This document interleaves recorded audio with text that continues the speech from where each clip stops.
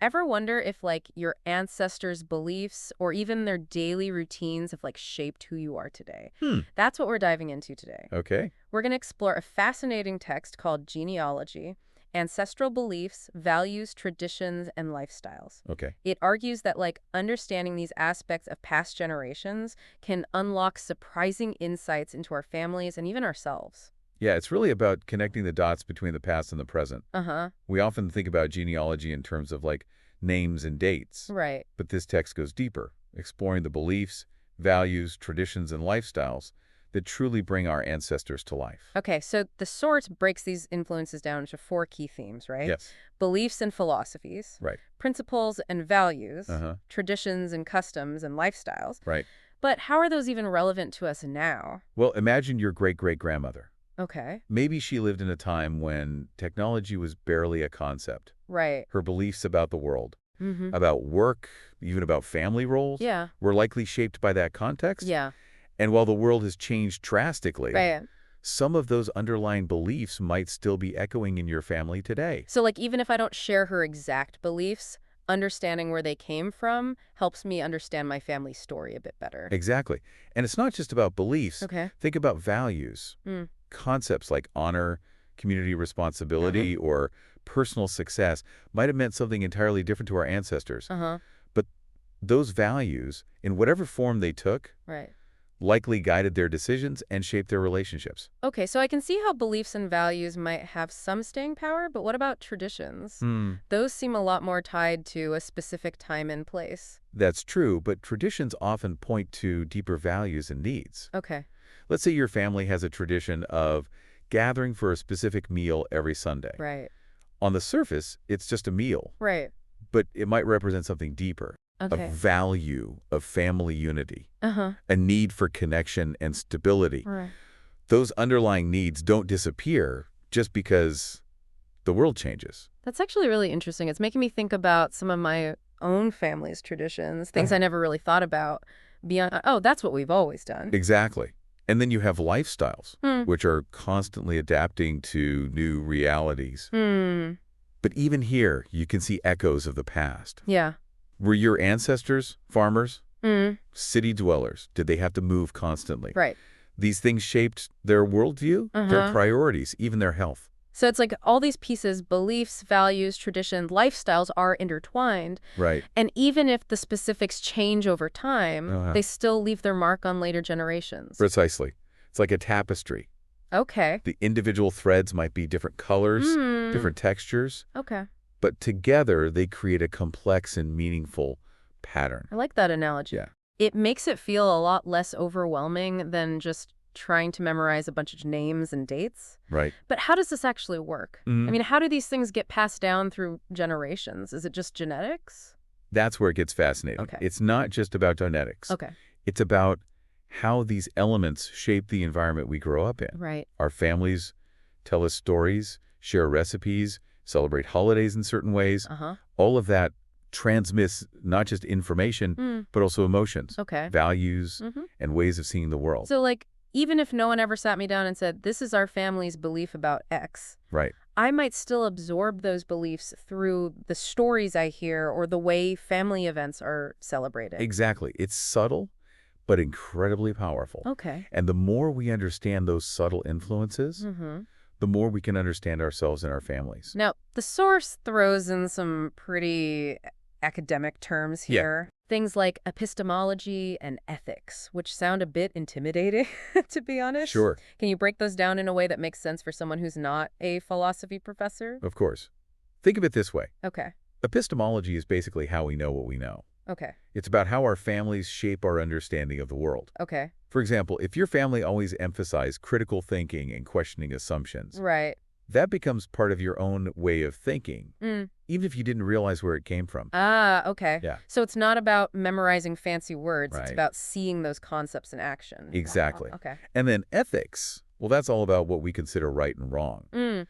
Our families are usually our first introduction to ideas about fairness, Right. honesty, and responsibility. So how our ancestors viewed those concepts, how they lived those values, might still influence our own moral compass today. Absolutely. It's like standing on the shoulders of giants. Okay. We're building our own moral framework on top of the foundation that our ancestors laid. That makes me think about how much our understanding of right and wrong has changed over time, though. What our ancestors considered acceptable behavior might be completely different from what we consider acceptable today. That's a great point. And it's precisely why understanding those historical differences is so important. Okay. It's not about judging our ancestors by today's standards, but rather understanding the context in which they made their choices. Okay, so we've talked about beliefs, values, traditions, lifestyles. Yes. And how these can be viewed through the lenses of epistemology and ethics. Right. But what's the point of all this? Why does any of it matter to someone who's just trying to trace their family tree? Well, the source makes a compelling argument that all of these elements, Okay. beliefs, values, traditions, and lifestyles, can actually contribute to emotional stability, Okay. both for individuals and across generations. Wait, really? So knowing about my great-great-grandfather's daily routine or his beliefs about religion could somehow make me more emotionally stable today? Think about it. Okay. Strong spiritual beliefs, regardless of the specific religion, can provide comfort, purpose, and a sense of belonging. Okay. Living by clear moral principles can foster a sense of integrity and consistency. Right. Family traditions, even simple ones, Yeah. can create a sense of continuity and connection. Okay, I see where you're going with this. It's Yeah. like, even if the specifics of those beliefs or traditions aren't relevant to me anymore, Right. the underlying need for purpose, connection, and stability is something I can relate to. Exactly. It's about recognizing those universal human needs and seeing how our ancestors met those needs, even in very different circumstances. This is starting to feel a lot more personal than just looking at census records and birth certificates. Right. It's like we're actually getting to know these people, not just their names and dates. That's the beauty of this approach. It's about taking genealogy beyond the factual and delving into the emotional, the psychological, the truly human aspects of our ancestors' lives. Okay, so I'm convinced this stuff is interesting. Good. But I'm still not sure how to actually apply it to my own research. Where do I even start? That's a great question. Yeah. One we'll definitely delve into further. Right. But one thing the source emphasizes is the power of stories. Genealogy isn't just about dates and locations. Right. It's about the narratives that bring those facts to life. So, like, instead of just noting that my ancestors was a farmer, I should try to find out what his daily life was actually like. Exactly. What challenges he faced, what brought him joy. Exactly. And those stories are often hidden in unexpected places. Okay. Old letters, family recipes, Right. even seemingly mundane objects that have been passed down through generations. Okay, so it's like detective work. Yes. We have to piece together clues from all these different sources to create a richer picture of our ancestors' lives. Exactly. And the source offers a compelling example of this in its discussion of the Talavera family. The Talavera family. Yes. Tell me more about them. Okay. What makes their story so special? Well, their story, while unique to their family, illustrates how learning about our ancestors' achievements and challenges can give us a deeper understanding of ourselves. It shows that our family history isn't just a collection of facts. Okay. It's a reflection of the human experience with all its complexities and contradictions. So are we going to dive into their story next? We are. We'll explore how the Talavera family navigated changing times and how their beliefs, values, traditions, and lifestyles evolved along the way. Okay, this is where it gets really interesting. I'm ready to hear more about the Talaveras. Okay. Welcome back. Before the break, we were getting ready to unpack the story of the Talavera family. Yes. I'm really curious to hear what we can learn from them. Well, the source dives into how their story illustrates how those four themes we discussed, beliefs, values, traditions, and lifestyles, can shift and adapt over time. The Talaveras encountered some major historical events and social changes. And those experiences left their mark on the family. It makes you think about how much history is really just a collection of individual and family stories, right? Right. Like behind every big historical event, there are countless personal journeys of adaptation and change. Absolutely.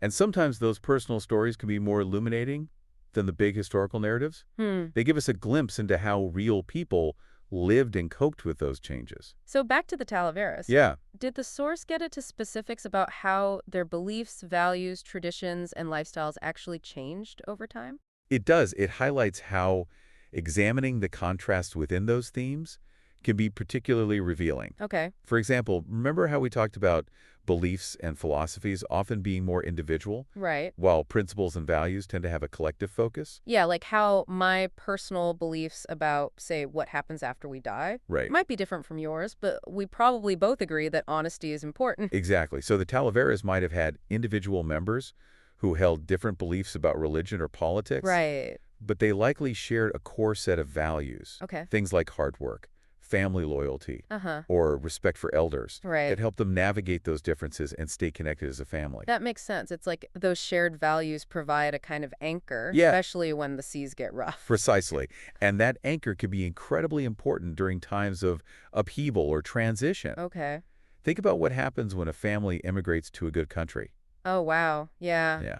They're faced with a whole new culture, new language, new ways of doing things. Right. It must be so disorienting. It is. And in those situations, Yeah. familiar traditions can be a source of comfort and stability. So even if those traditions seem a little out of place in the new environment, Yeah. they still serve a purpose. Exactly. They provide a link to the past, Hmm. a reminder of who they are, where they come from. Right. And over time, those traditions might adapt to the new environment, Yeah. blending with the new culture to create something unique. So it's like a two-way street. Traditions help families hold on to their identity while also allowing them to adapt and evolve. Right. And you see this with the Talaveras as well. Hmm. Their traditions likely evolved as they moved to new locations or encountered new cultural influences. Okay, so beliefs and values might be the anchor, Right. and traditions are the bridge to the past. Yeah. But what about lifestyles? Yeah. Those seem a lot more practical, less about emotions and identity. True, but even lifestyles can reflect deeper values and beliefs. Okay. Let's say your ancestors were farmers. Okay. Their daily routines, their relationship with the land, Right. their understanding of the natural world, all of that would have shaped their worldview. And even if their descendants aren't farmers anymore, Right. some of those values, Yeah. hard work, self-sufficiency, respect for nature, Yeah. might still resonate in their lives. Exactly. And remember, lifestyles are also incredibly adaptable. Right. They're constantly changing in response to new technologies, Right. economic realities, Yeah. even fashion trends. Yeah. My great-grandmother probably couldn't have imagined a world with smartphones and self-driving cars. Right. But I bet she would have adapted quickly. I mean, people are pretty resilient, aren't they? They are. And that resilience is often rooted in the beliefs, values, and traditions that they inherit from their ancestors. Okay, so we've talked about how those four themes can shift and adapt over time. Right. But I'm curious, did the source mention any specific events that had a big impact on the Talavera family? It didn't get into too much detail, Okay. but it emphasized that historical events and social shifts, Mm-hmm. things like wars, migrations, Right. economic booms and busts, Yeah. can all influence how families adapt and evolve. Hmm. For example, maybe the Talaveras had to flee their home during a war. Wow, yeah. That would definitely challenge their beliefs, Yeah. values, and traditions. I mean, how do you hold on to your sense of self when everything you know has been turned upside down? It's incredibly difficult, but it's also in those moments of crisis that families often discover their deepest strengths. Like maybe they have to rely on each other more. Or Right. they have to draw on those shared values of resilience and resourcefulness that have been passed down through generations. Exactly. And that's why understanding those historical events, Hmm. even the difficult ones, Right. is so important. It helps us see our ancestors not just as names on a family tree, Right. but as real people who faced real challenges and found ways to survive and even thrive. This is all so fascinating. I'm starting to see my own family history in a whole new light. Good. But I have to admit, I'm also feeling a little overwhelmed. Yeah. I mean, how do I even begin to uncover all these hidden stories and connect them to the bigger picture? That's a great question. And that's where we'll pick up after the break. We'll explore some practical tips and strategies for delving deeper into your family history and discovering those aha moments that connect you to your ancestors in a meaningful way. We're back and ready to tackle that big question. Like, how do we actually uncover these hidden stories and connect them to the bigger picture of our family history? It feels a bit daunting, to be honest. It's definitely a journey, but it's one full of fascinating discoveries. And remember, you don't have to do it all at once. Start with what you already know. Okay, so like the names and dates I've already gathered. Exactly. Those are your starting points. But now, instead of just seeing them as isolated facts, try to imagine the stories behind them. What was happening in the world when your ancestors were born? Where did they live? What were their occupations? And I guess those details can help me find other sources, right? Like if I know my great-grandfather was a blacksmith, maybe I can find records about his shop or the tools he used. Precisely. And don't forget about the stories that have been passed down through your family. Talk to older relatives. See if there are any old letters, diaries, or photo albums tucked away somewhere. Those are great ideas. But what if those sources don't exist or I've already exhausted them? Where do I go from there? Well, that's where a little bit of detective work comes in. Remember how we talked about the Talaveras and how their story illustrates how families adapt over time? You can use a similar approach to dig deeper into your own family's past. So, like, look for historical events or social shifts that might have impacted my family. Exactly. Think about things like wars, migrations, economic depressions. These events can have a profound impact on families, shaping their beliefs, values, and even their lifestyles. Okay, so let's say I find out that my ancestors lived through a major war. How does that help me understand them better? Well, imagine the challenges they would have faced. Maybe they had to flee their homes, or maybe they were separated from loved ones. How do you think those experiences might have shaped their worldview? Wow, yeah, it puts things into perspective. It's not just about knowing that a war happened, it's about understanding how it might have impacted my family's story on a personal level. Exactly. And those personal stories are often the most revealing. They help us connect with our ancestors on an emotional level and see them as real people, not just names on a family tree. This is reminding me of something we talked about earlier, the importance of emotional intelligence in genealogical research. It's not just about gathering facts, it's about trying to understand the motivations and emotions behind our ancestors' choices. Right? Empathy is a powerful tool. Try to put yourself in your ancestors' shoes. Imagine what it would have been like to live through the events they experienced. It's like even if I don't agree with their choices or belief, I can at least try to understand why they made those choices based on the information and resources they had at the time. Exactly. And remember, self-awareness is also important. Recognize that your own biases and experiences can color your interpretation of the past. Okay, so we've talked about starting with what we know, using historical events as a guide, and tapping into the power of empathy. Any other tips for making those aha connections? Well, one thing the source really emphasized is that the journey of discovery is never truly over.